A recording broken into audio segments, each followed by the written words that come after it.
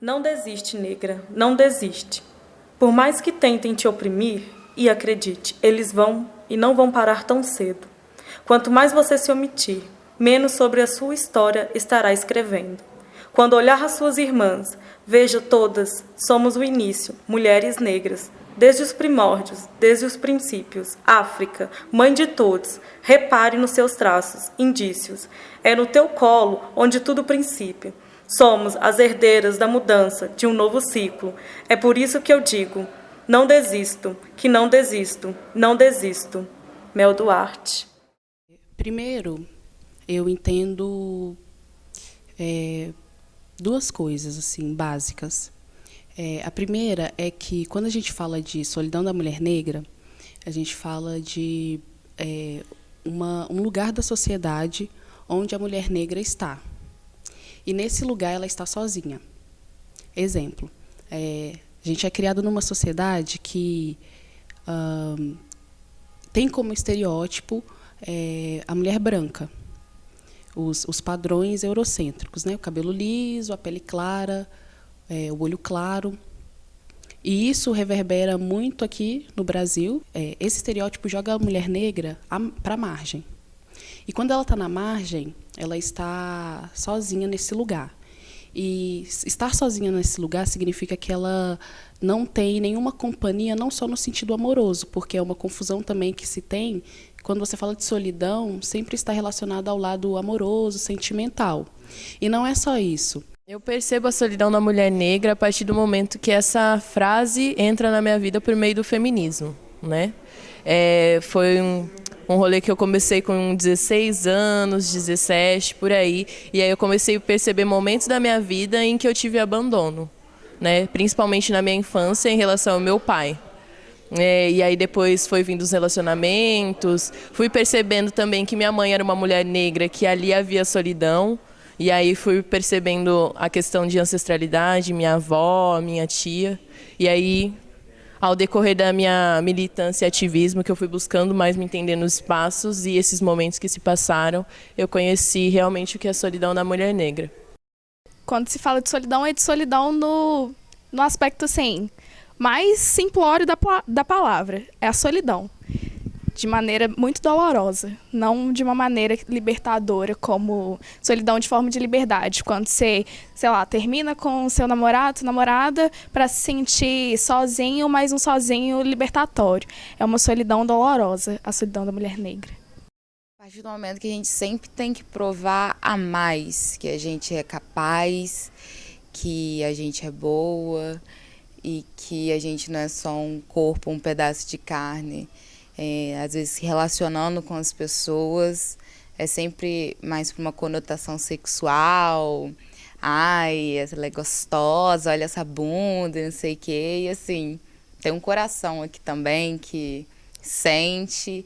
E isso me martelou muito quando eu comecei a me relacionar com os caras, que eu vi assim, às vezes iam, ficavam comigo, e aí eu começava a me interessar e eu era só mais uma ali na fila e eu não entendi o porquê que com as minhas outras amigas não funcionava assim.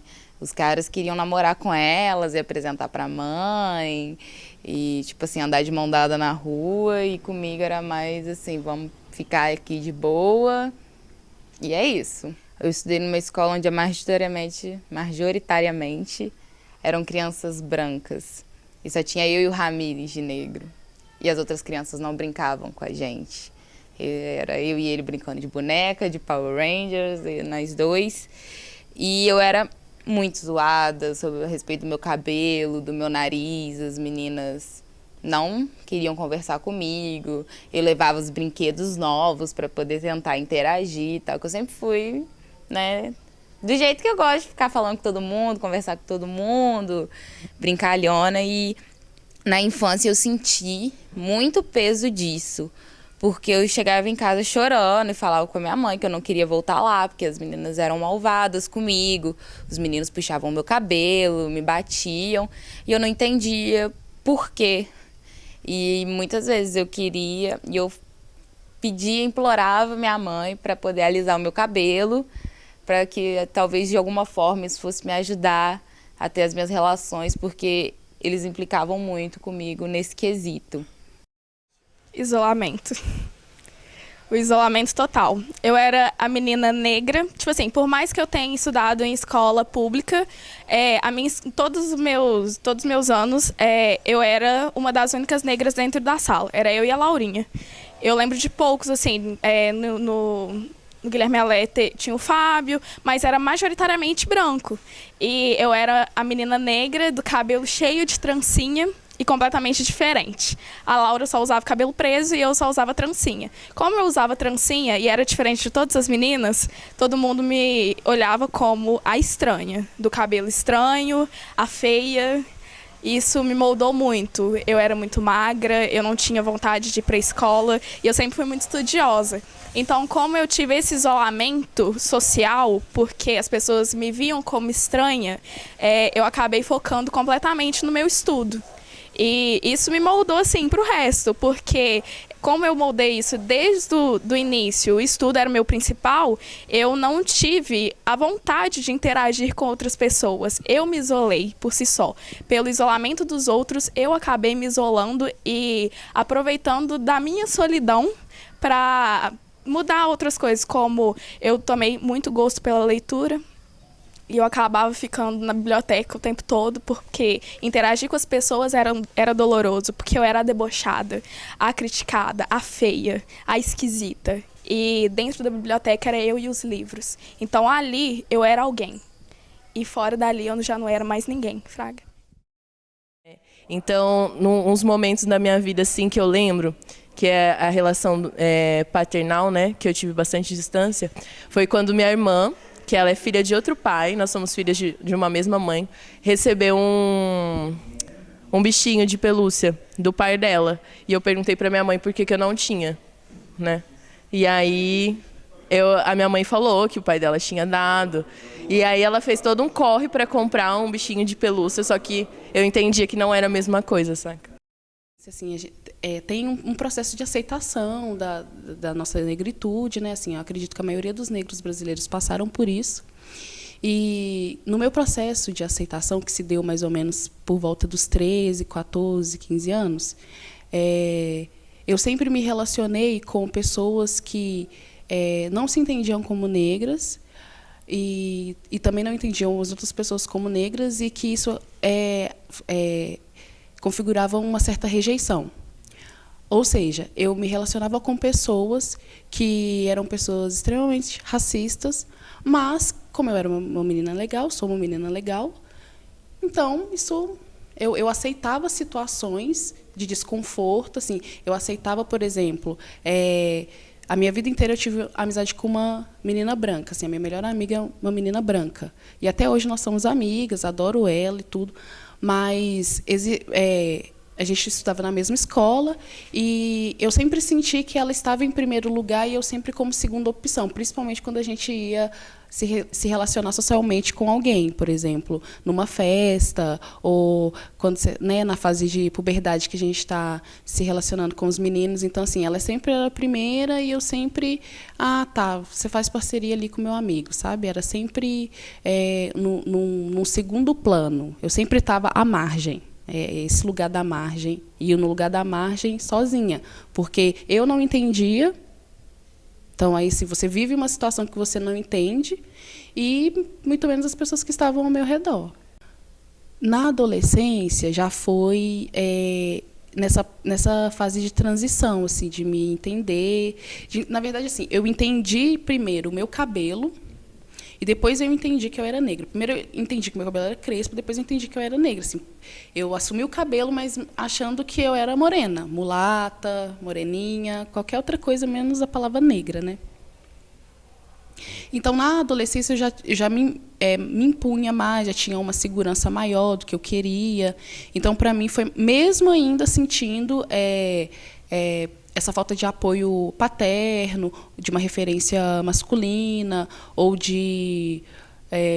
até de amigos mesmo, porque os meus amigos sempre foram o mesmo grupo. Eu nunca consegui adentrar outros espaços para fazer outros tipos de amizade. nas minhas escolhas também, assim, que a adolescência, né, é uma fase que a gente precisa fazer algumas escolhas do que a gente quer, o que vai fazer da vida, se vai trabalhar, se vai estudar. Então, todas essas escolhas eu fiz sozinha também. Ou sempre eu com a minha mãe, que também é uma pessoa negra. Então, assim, num lugar à margem e no lugar de estar sozinha. Cabelo também, eu acho que o cabelo pesou muito ao longo da minha vida, da minha infância e na minha adolescência, quando eu consegui falar para minha mãe, convencer ela, fiz o alisamento, nada mudou, porque eu era a preta do cabelo alisado, choveu, o cabelo encolheu e continuava com o cabelo ruim, não sei o quê, e tipo assim, só mudou o lugar onde eles iam me atacar, a forma que eles iam me atacar. Tipo assim, mas esse cabelo é alisado, esse cabelo é de mentira, não sei o quê. E isso foi me gerando muito desconforto. E eu ficava assim, essa não sou eu, isso me dá trabalho. Eu fico aqui horas perdendo tempo na frente do espelho, com secador, chapinha. E assim, eu não tinha liberdade para poder ir para uma piscina com as minhas amigas e me divertir por causa do meu cabelo. Eu não praticava mais esporte por causa do meu cabelo. E aí eu falei assim, eu vou largar essa porra. Vou voltar com o meu cabelo. E aí foi um processo muito doído também. Porque, né, a raiz fica cacheada, o resto tá liso. Não fiz big shop, né, cortar tudo de uma vez só. E aí foi uma época que eu me isolei muito dentro de casa. Eu não queria sair, eu não queria ir na rua com as minhas amigas, porque eu só usava meu cabelo preso e eu achava que eu tava feia. Tinha relação com um cara que ele era de Quebrada, vivia no sistema de irmão, e eu acreditava muito na mudança dele. Muito, muito mesmo.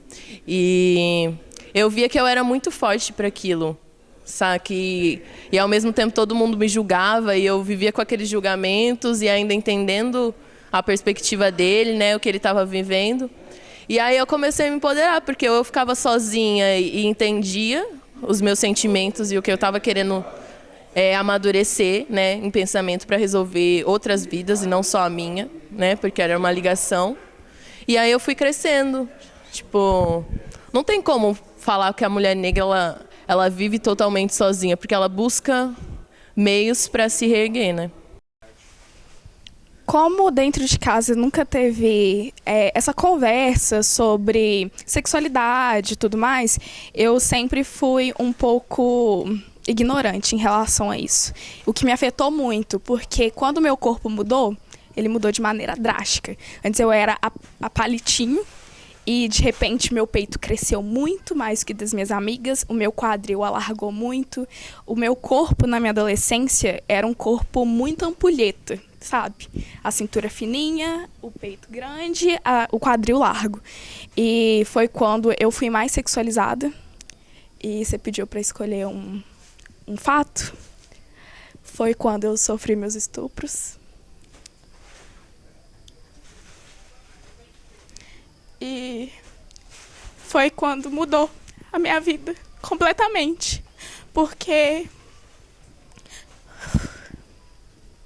no auge da minha adolescência, que era para eu descobrir a vida de uma maneira completamente diferente, eu descobri a minha negritude, a forma com que as pessoas sexualizam o meu corpo de uma maneira completamente dolorosa e que me machucou tanto a ponto de eu ter me tornado uma adulta mais reservada, que tem vergonha do próprio corpo, que tem vergonha de se relacionar, que tem alguns impasses que, para eu me relacionar com alguém, eu tenho que contar o que aconteceu para, caso aconteça alguma coisa comigo, caso eu dê uma crise, a pessoa saber controlar isso.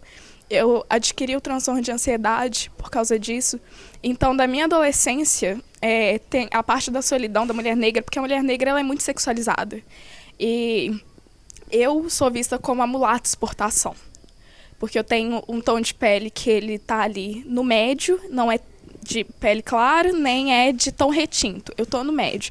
Então é aquela globeleza, fraga, do corpo escultural, que se eu colocar um topper e um short e sair na rua, eu não vou ter sossego. Então, na minha adolescência, a solidão veio através da dor da sexualidade. Então, eu descobri a minha sexualidade de uma maneira completamente dolorosa, que me machucou muito e machuca bastante. A minha vida adulta, a solidão molda na afetividade. Porque eu vou mencionar a minha última relação, que eu fiquei nela dentro de 1 ano e 4 meses. Apesar de todas as coisas, foi o meu relacionamento mais calmo e mais saudável, só que tem um porém. E enxergar isso para mim foi uma coisa muito dolorosa, que foi a questão de que ele só poderia estar comigo se fosse longe de todo mundo. Se fosse dentro de 4 paredes, ou se fosse num lugar completamente isolado, que não tivesse ninguém. Então, assumir que tinha um relacionamento comigo era uma coisa que não estava nos planos dele. Eu estava aceitando o amor, aquela frase do as vantagens de ser invisível. A gente aceita o amor que a gente acha que merece. Muitas pessoas colocaram na minha cabeça que eu não poderia aceitar o amor calmo, que eu não queria ter o amor calmo. Eu não sou merecedora de ter um amor. Eu sou uma pessoa suja, eu sou uma pessoa com uma carga muito negativa, muito pesada, e eu sou uma mulher negra de pele mediana, então as mulheres negras, elas não estão acostumadas a receber o amor. Então, o tipo de amor que elas recebem, elas só aceitam. Então, enxergar que aquilo que eu estava vivendo também era a solidão da mulher negra, porque, de novo, eu estava sendo colocada dentro de uma caixinha. Ninguém poderia saber que ele estava comigo. Ele não poderia criar um futuro comigo, não poderia me assumir. Isso também é a solidão da mulher negra. Então, na minha fase adulta, vem a questão mais da afetividade, de eu enxergar a solidão, sendo que eu vou ter que enxergar que eu tô sozinha, que eu sempre vou estar sozinha, e que talvez eu não consiga ter um amor calmo, ter um amor que me assuma, sabe? Hoje, eu vejo que eu me sinto menos só, porque eu encontrei com mais pessoas iguais a mim, e que viveram também essa mesma realidade, e que a gente se fortalece nesses momentos da vida.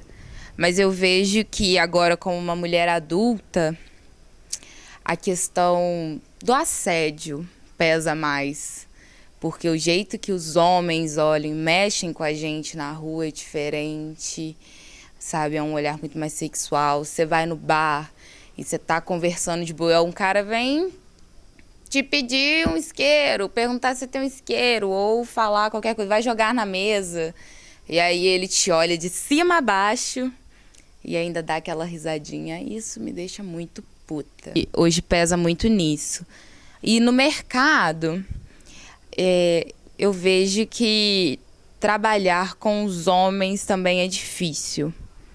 Porque você tá ali, você dá um bom dia, e aí quando responde esse bom dia, às vezes vem com um tom malicioso, com olhares, e a credibilidade da sua opinião no trabalho.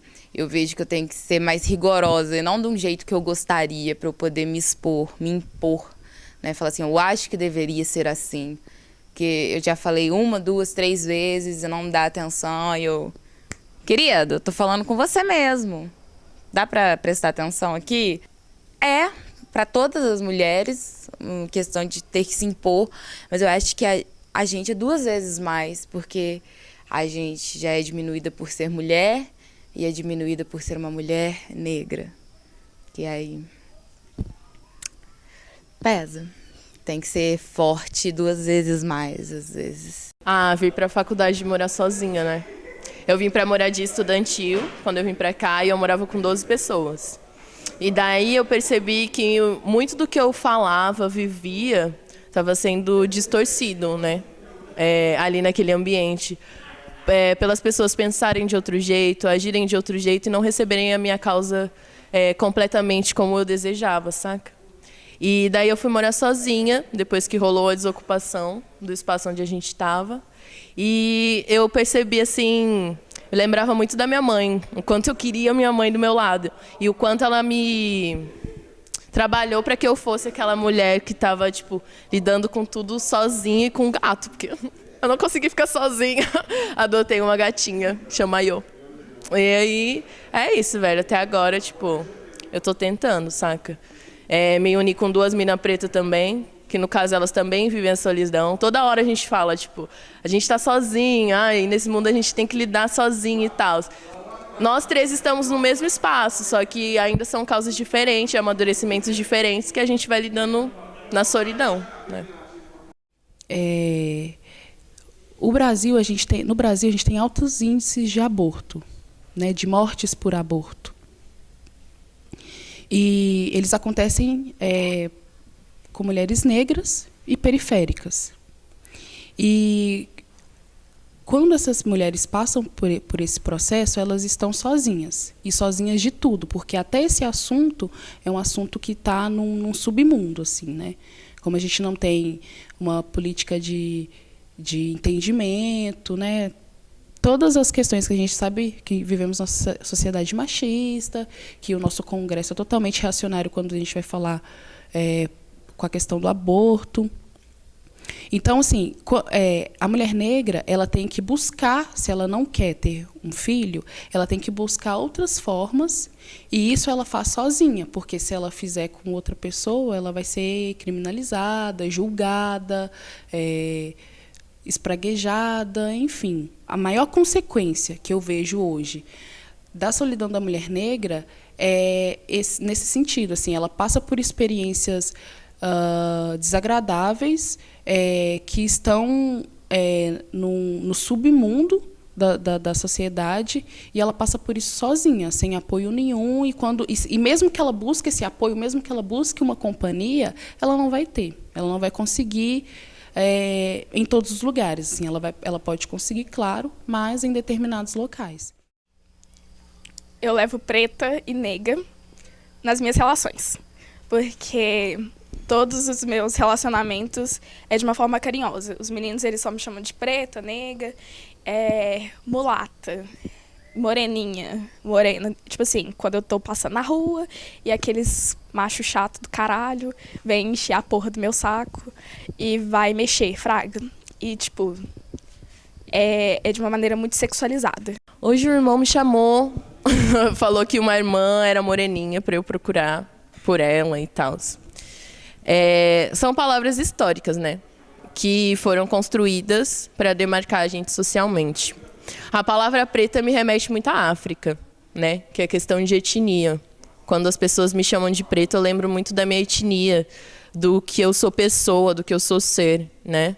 Porque na África as pessoas, a última coisa que te identificam é ser preto, saca? Tem toda uma cultura por trás. Já aqui eu busco, para não sempre olhar como no pejorativo, empoderar essas palavras, né? E retribuir ou retrucar de uma forma que a pessoa entenda que não é uma ofensa para mim. Eu tenho essas palavras como algo bom. Só que o que faz eu pensar isso é a forma como as pessoas falam, né? Porque uma coisa é o sentido da palavra, outra coisa é a intenção. Então, às vezes, eu posso te chamar de negra e isso soar legal, eu usar isso num contexto bom, num contexto positivo. Mas, por exemplo, eu posso te chamar de negra e usar isso num contexto negativo. Então, assim, essas palavras, para mim, aparecem. Os meus amigos me chamam de negra, de pretinha, preta. Eu acho isso ótimo, porque eu sei que é de uma forma carinhosa, de uma forma positiva. Mas já aconteceu dessas palavras surgirem de forma negativa. Usar como uma forma de elogio, às vezes. Nossa, você é uma morena linda, que mulata. E, né, a gente, depois de um tempo, estuda, né, sabe qual o peso dessas palavras, né, mulata, mula, junção da égua com burro, né, que usava antigamente. E aí você fica assim, porra, velho, para de me chamar assim. Você quer me elogiar? Fala que o meu cabelo tá bonito hoje. Fala da cor da minha blusa. Fala que eu falei uma frase legal, que você gostou de ouvir, da minha energia. Não fala do meu corpo, sabe? Não olha pra minha bunda depois que você me dá um bom dia. Eu acho que esses termos dão... Como tá tão entranhado na nossa sociedade, dá liberdade, um passe para eles, que eu não sei de onde eles tiraram, que eles podem tratar a gente assim, eles, os homens, podem tratar e falar com a gente assim, e achar que tá lindo, que não tá sendo gentil. Gente, porra nenhuma, velho. Quer ser gentil, me trata com respeito. Tem aquela questão da mulata, né, que é a mulher negra, de pele clara, e aí elas são mais socialmente aceitáveis, né? Só que, corrigindo aqui, né, o termo mulata é muito pejorativo, não usem. E vem aquela coisa, realmente, né, do moreninha, de... Ah, mas você é bonita, e não sei o que. E se não, cara, todas nós somos lindas e maravilhosas. Não tem essa coisa. E aí, tentam te clarear, tentam falar que... Ah, mas você não pode usar cota. Ah, mas você não pode falar que você é negra. Sua mãe é branca. Tá, mas o meu pai é negro. E eu tenho direito, sim. E eu sofro o que muitas mulheres sofrem também. Às vezes não na mesma proporção. Mas nós estamos vivendo também o racismo. É difícil. Porque eles tentam te padronizar, te colocar num molde de toda forma e ao mesmo tempo te tirar desse molde, te sacudir e falar assim, não, é isso não, errou. E é foda. Mas assim, a gente dá aquele sorriso amarelo, né? Aquela respostinha bem dada, bem fina, mas também não deixa em panos quentes, né? Tipo assim, não, cara, eu não sou mulatinha, moreninha, eu sou uma mulher negra. Ser didática? Antes eu não era, não. Antes eu era muito pras cabeças, né? Eu sou uma pessoa muito estressada. Então, eu tive que aprender de uma maneira muito dolorosa. Por quê? A solidão da mulher negra, ela define a mulher de algumas maneiras. Tipo assim, a mulher de pele clara é a mulher para casar. A mulher do meu tom de pele é a mulata de exportação e a mulher de pele retinta é a trabalho doméstico. As pessoas veem a mulher negra como a barraqueira, a que não tem estrutura psicológica para tratar de assuntos assim de cunho elevado de uma maneira didática. Então, assim, eu posso levar de uma maneira meio sarcástica e irônica, mas eu costumo ser muito didática com as pessoas e eu não suporto que aumentem o tom de voz comigo em relação a debate. Eu não gosto de ter debate por Facebook, esses trem, não. Eu prefiro ser o debate aqui pessoal. Então, eu tento ser ao máximo calma e explicar. Aí eu uso a minha voz mais calma, assim, bem irônico, talvez, mas é a minha maneira de mostrar para as pessoas que é o oposto, que nós somos o oposto do que está meio que colocado que nós somos. Por colocarem a gente na base da pirâmide social, eles acham que a gente nunca vai conseguir ser alguém na vida. Então, através do didatismo, eu faço as pessoas enxergarem que eu sou alguém, sim, que as minhas são alguém, sim, que me dando voz, talvez eles aprendam muito mais do que dando voz a outras pessoas. Eu costumo falar que se dessem voz aos negros, o mundo não ia estar do jeito que está. O Brasil não ia estar do jeito que está, sabe? Porque a gente tem muito o que ensinar. A gente tem muito o que falar. E ter voz, uma mulher negra ter voz é um afrontamento gigante. Uma mulher negra falar com você de igual para igual é um afrontamento gigante. Por quê? Porque nós também existimos. Nós também resistimos. É porque a gente acha que a gente tem sempre que ensinar alguma coisa para o outro, né? Você não precisa ensinar a pessoa que ela é negra. Todo mundo sabe que é negro. Todo mundo sabe. É o reconhecer. Assim, o problema é que as pessoas não reconhecem e tratam as pessoas como se elas não fossem negras. E aí faz com que a própria pessoa também se trate como se ela não fosse negra. Acho que precisa existir uma didática para combater o racismo. Mas para ensinar uma pessoa a ser negra ou a se reconhecer como negra, não precisa de didática. Isso se faz no dia a dia. Talvez a representação de uma pessoa negra, um personagem negro num livro, num desenho animado, numa revista, ou numa novela, ou nos lugares onde eu frequento terem pessoas negras, até porque o Brasil é um lugar onde a maioria das pessoas são negras. A gente está vivendo uma fase da sociedade que é baseado muito na imagem, né? Assim, o Facebook, a novela, a série. Então, as imagens, elas educam, e elas não falam, né? Mas elas falam, né, de certa forma, de outra forma, que não é essa fala comum. A didática está no dia a dia, assim, é no cotidiano, é você vendo, conversando, são coisas simples, assim, eu acho que não tem segredo, não precisa de uma aula, um PowerPoint, nem nada parecido, não. Que quem cobra isso é sempre a pessoa branca, né?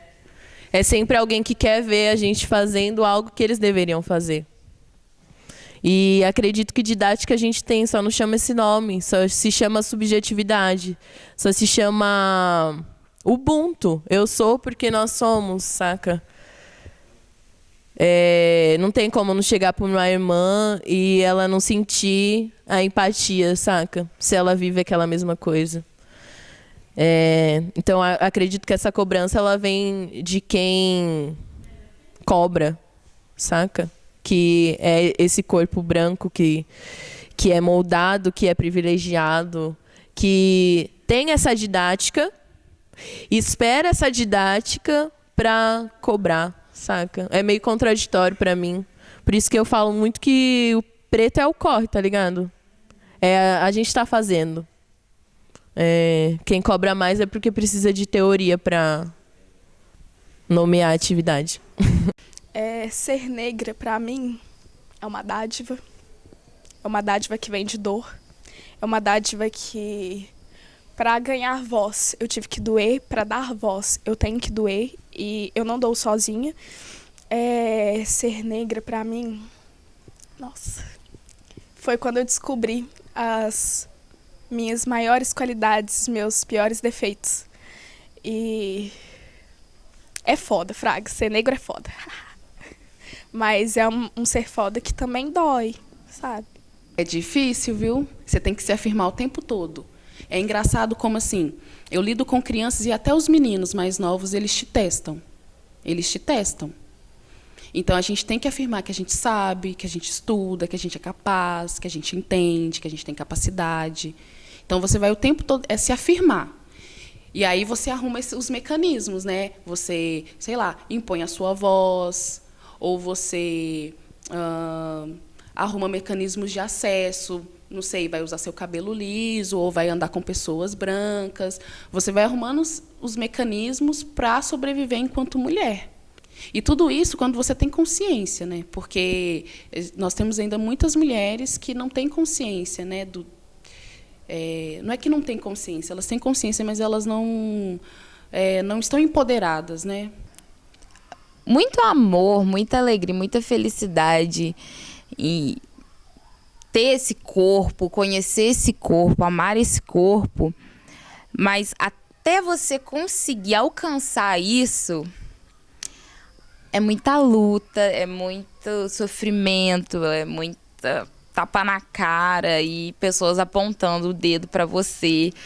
Ao longo da vida em que você vai se conhecendo, vai se descobrindo, vai conhecendo sua ancestralidade, a história desse povo, você manda todo mundo tomar no cu e fala assim: sou foda, querido, desculpa.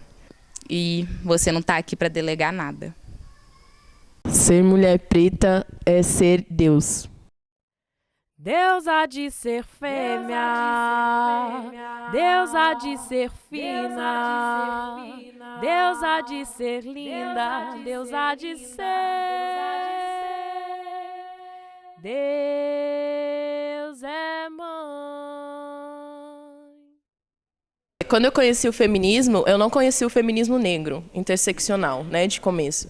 Eu conheci o feminismo mesmo através de professoras. E daí, como eu estava em contato com a galera da igualdade racial na minha cidade, eu fui conhecendo as mulheres mais velhas. E aí elas me apresentam o feminismo, né? Que ainda é algo ocidental, né? que não aprofunda totalmente essa questão da solidão, né? Ainda trabalha esse tema raso nas questões de relações afetivas e, como eu disse durante a entrevista, é muito mais, né? Questão de paternidade. Só que o feminismo me salva em vários espaços, por exemplo, em que eu estou sozinha, né? Tipo, num bar, querendo jogar sinuca. Se eu não tiver o meu feminismo, eu não me empodero naquele espaço e eu não consigo sobreviver, saca? Mas o feminismo também é uma coisa que eu ando trabalhando, né? Porque um corpo africano, ele merece muito mais do que o ocidental apresenta, né? Essa limitação de odiar o útero, de odiar estar com certos homens porque eles são simplesmente machistas. A gente acaba esquecendo da violência que o corpo do homem negro sofre e do quanto é difícil para ele sair desse ciclo machista. Então, o feminismo também é algo que eu vou questionando, mas é algo que eu não me desfilio porque eu necessito para existir em alguns espaços. Conversar com as nossas amigas de luta, que é assim que eu me refiro para as mulheres brancas, a gente precisa que elas tenham um mínimo de empatia. E até nós mesmas, mulheres negras, a gente precisa ter uma certa cautela. Porque quando você não vivencia uma certa situação, você não consegue se perceber vivenciando essa situação. Então, a gente sempre tem que arrumar mecanismos da mulher branca entender, por exemplo, que ela nunca vai ser seguida quando ela entra no supermercado. E de entender que ela sempre vai ter preferência quando ela e uma mulher negra estiverem num rolê e o cara preferir ficar com ela do que com a mulher negra. As questões, elas ainda estão longe de encontrar um ponto em comum, mas é porque a discussão racial no Brasil, ela ainda é recente, né? E ela demanda o entendimento de outras coisas, né? De outros aspectos.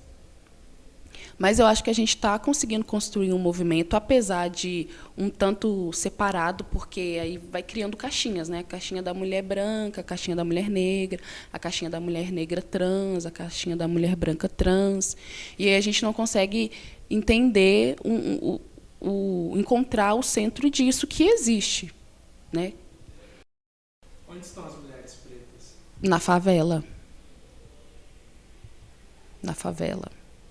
Na favela e na casa das mulheres brancas, né? Trabalhando como domésticas, estão nos hospitais trabalhando como serviços gerais, estão nas universidades trabalhando em serviços gerais, está no cemitério, mortas por aborto, por violência, nos hospitais. Elas estão em muitos lugares, mas não ainda em todos os lugares que eu queria ver elas.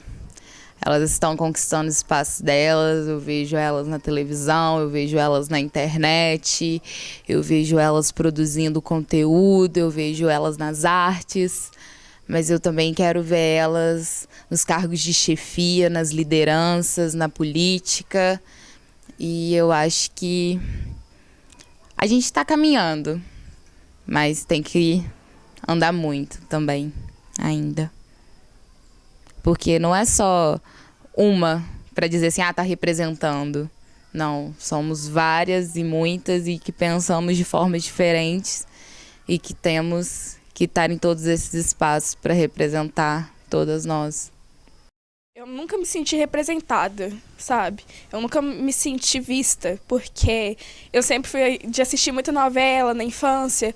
Aí eu vi aquilo lá e falava assim, porra, mas não tem nada em que eu me enxergue. Quem sou eu? Cadê os meus? Quando aparecia, sei lá, uma novela que tinha negros, era aquela assim, a moça, fraga. Então, tipo, a representação do corpo negro sempre foi de uma maneira mais escravizada. Então, atualmente, eu me sinto bem, fraga. Mas as minhas representações não são assim... Eu admiro muito Beyoncé, Rihanna, admiro. Mas as minhas representações são as mulheres que estão do meu lado. Totalmente. As minhas representações é a Laura, é a Cris, é as meninas do Coletivo Negro, é minha mãe, é a Esther, sabe? Essas são as minhas representações. Tipo assim, conheço várias preta velhas, sabe? Tava falando até agora para as meninas que as mulheres mais velhas são as que me inspiram. Por mais que as pessoas falam que hoje que está vindo o feminismo, hoje que está tendo essa pauta de igualdade racial, de mulheres africanas, não, sabe? As mulheres mais velhas estão aí há muito tempo, lutando e mais ou menos com as mesmas falas que a gente tem hoje, saca? E ainda tentando encaixar essa luta que elas têm e essa voz invisibilizada.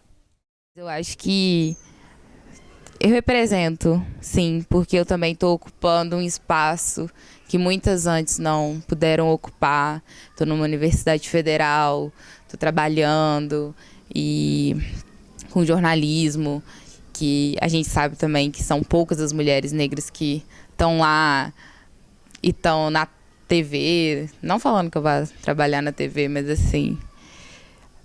Quantas mulheres negras que a gente conhece que estão no jornalismo, que atuam, que têm cargo de chefia? Me sinto representante, por exemplo, quando eu percebo que as pessoas entendem que eu gosto de ser quem eu sou. Ou, por exemplo, quando eu coloco meu cabelo para cima e saio na rua e as pessoas me olham. Quando eu entro no ônibus e as pessoas me olham, eu estou de batom vermelho, eu estou toda linda, maravilhosa e não estou incomodada. Quando eu lido com crianças e elas percebem isso, eu falo disso com elas. Quando nas minhas redes sociais eu compartilho fotos de pessoas negras ou até mesmo as minhas fotos, eu sinto que isso é uma forma de representar algo, de ser representante de algo. Quando, em determinadas situações, eu percebo que as pessoas estão caminhando para alguma fala racista ou preconceituosa e eu intervenho de alguma forma, ou da forma mais simples possível, que eu acho que é a melhor forma de você intervir, eu também sinto que eu estou sendo representante. Quando eu lanço algumas ideias para os meus amigos de roda de bar, ou que moram comigo, ou que estudam comigo, que trabalham comigo, eu sinto que eu estou sendo representante. Me sinto. Isso sim. Isso é perigoso. Muitas vezes a minha solidão veio por conta dessa representatividade que as pessoas veem em mim. Muitas vezes eu não pude falar com as pessoas das minhas dores, do que eu vivi, para poder ajudar elas. Tinha um coletivo lá na minha cidade, né? Um coletivo, ele chama Cadê Tereza? E muitas das meninas, depois que a gente foi fazer oficinas com as meninas que eram do núcleo, elas pediam ajuda para a gente, né? E o quanto isso é difícil, porque eu ainda sou uma mulher negra em processo de construção, mas que eu me permiti ter essa visibilidade e representatividade para que outros chegassem em mim e vissem a força que eu quero passar. Tudo que eu puder, eu pergunto. Tudo que eu puder tirar das minhas amigas... Não tirar, né? Tirar é uma palavra muito pesada, mas compartilhar com as minhas amigas pretas de alguma sabedoria que eu possa passar para elas e elas me retribuírem para que eu passe para outras meninas é válido. E aí é assim que eu busco representatividade, buscando conhecimento nas mais velhas, nas ancestrais, nas minhas amigas, porque é isso, mano. É o nosso ciclo, não adianta eu buscar em outra coisa, saca? É na gente mesmo. Com os meus... Ai, coração até... Assim, com as minhas... Ai, mês passado aconteceu uma coisa que foi o quadrinho de inauguração de uma das minhas amigas, uma mulher negra. E eu fui junto com uma amiga minha, que é a Laura. A Laura está indo para a Alemanha fazer intercâmbio. A Laura é mulher negra, gorda, fazendo engenharia lá na Escola de Minas, que chega lá com a cabeça erguida e a gente se ajuda. Acho que é o mínimo que eu falo.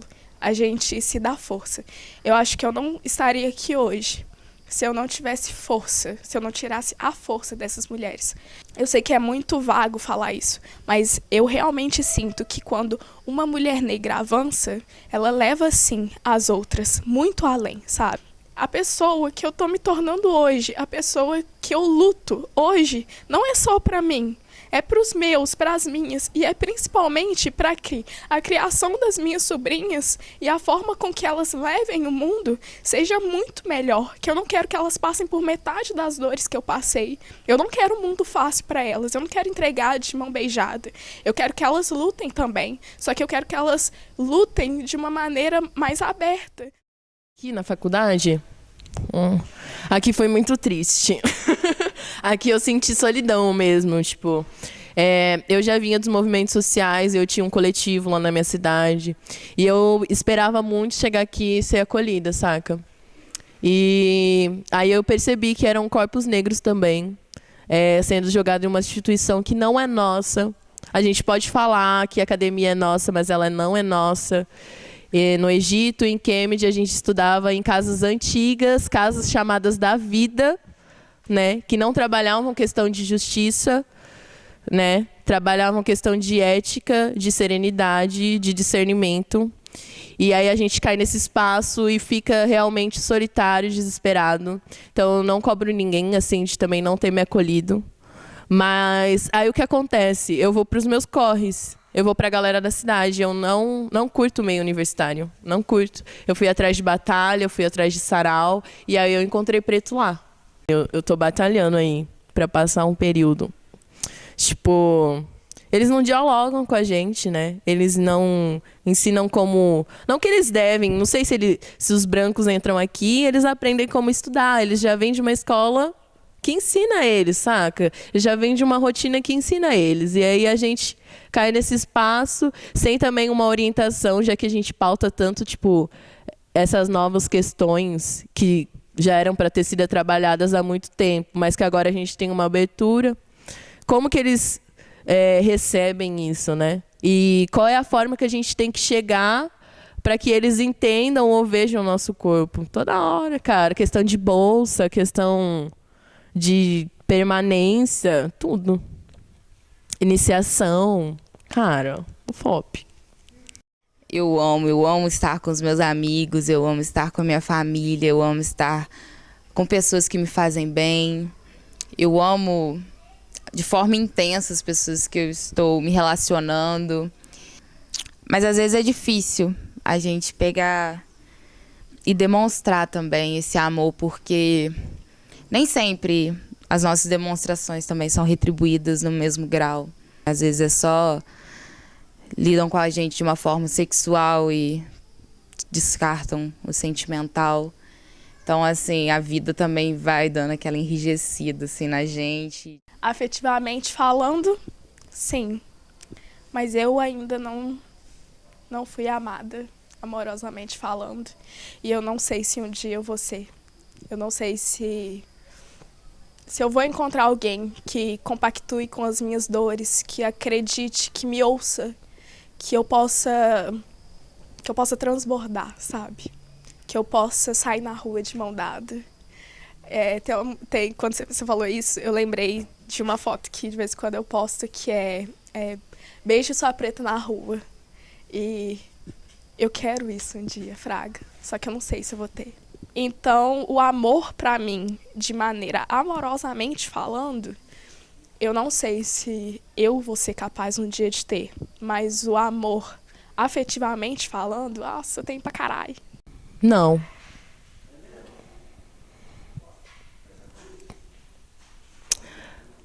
Porque ela é mulher negra, né? Primeiro ela é mulher, depois ela é negra, né? São duas palavras que o Ocidente criou para usar da gente como objeto, né? Então, a preta ela pode amar. A mulher, o feminino que há dentro de uma mulher preta, ele ama, que é a subjetividade dela. Agora, eu não sei tanto se quando as pessoas enxergam mulher negra, ou quando as próprias mulheres negras têm que se denominar mulheres negras, elas se amam ou sentem um amor. Passou nos meus cremes, no meu cabelo. Sempre quando eu invento fazer um corte, porque cada dia eu tô fazendo um corte, tá, gente? Só pra deixar registrado aqui. E poder brincar, porque antes eu achava que, né, eu tinha que usar o cabelo cacheado, tá, mas tem que ser grande. Eu não posso ter franja, porque franja é pra cabelo liso.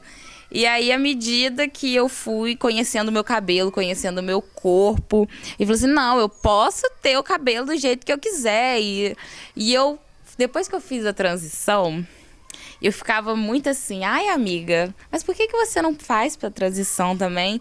E não, sabe, você pode ser feliz também tendo seu cabelo alisado, se você quiser. O importante é você Se amar é você saber que você é linda do jeito que você é e ninguém precisa impor pra você que você tem que ser de um jeito. Tá, minha bunda é grande, ok. Mas eu vou usar meu short mesmo assim. Porque eu acho que ela fica bonita assim. Eu gosto de usar short, eu sinto calor. E é isso. Eu vou usar o meu cabelo do jeito que eu quiser. Eu vou fazer franja, eu vou pintar ele de colorido.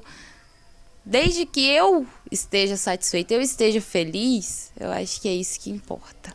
Aí vem a minha subjetividade, né? Porque eu sou amor, velho.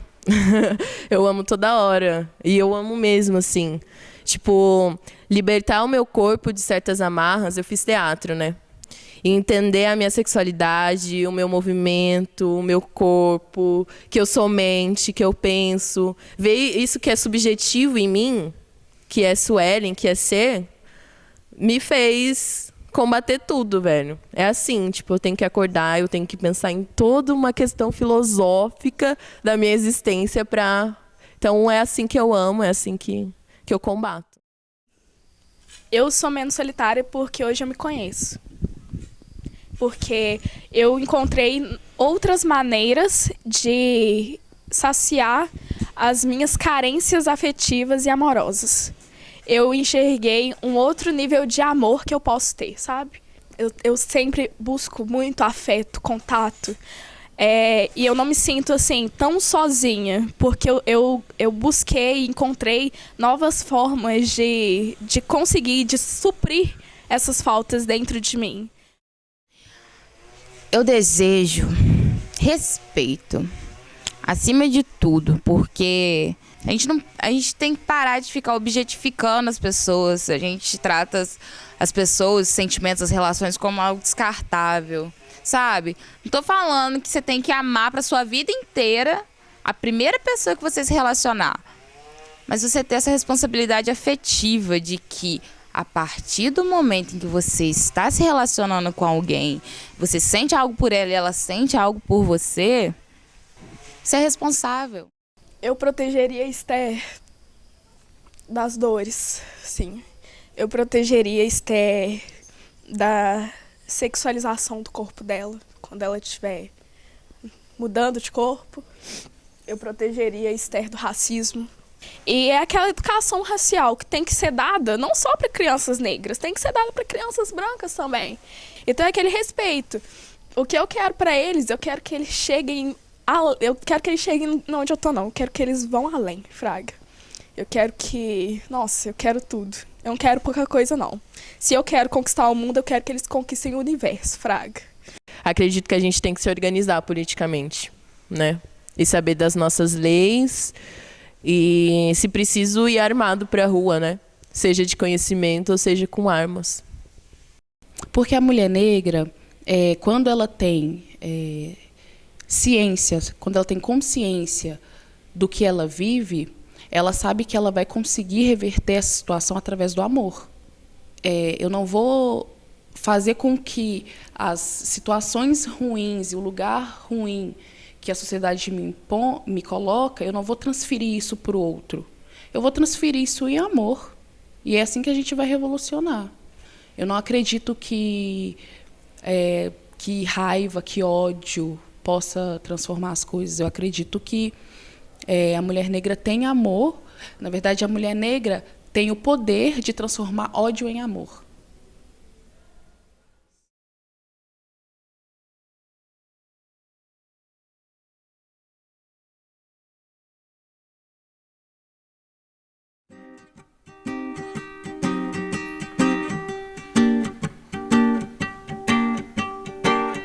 Original Rude Boy, original do boy, original do boy, boy, boy. E ai, ganja girl, e ai, ganja girl.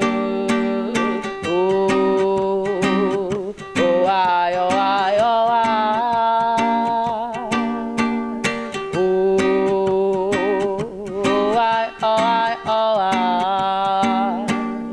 Anda logo, moço. moça, passa pra dentro, tá ficando tarde, força pra quem faz força, pra quem faz parte, ataca as costas, me joga sacas. Eu penso em coisas, em cotas, na cor das empregadas. Eu penso em resistir um dia, na covardia. Eu penso em resistir só mais um dia. Desligo o Nokia, olha pra cima, cadê o Messias? Eu estou no mundo de Sofia, mas aqui fora, aqui na jaula, nos alçapões, minha mente tirou minhas pernas da cova dos leões, nem luz nem vela.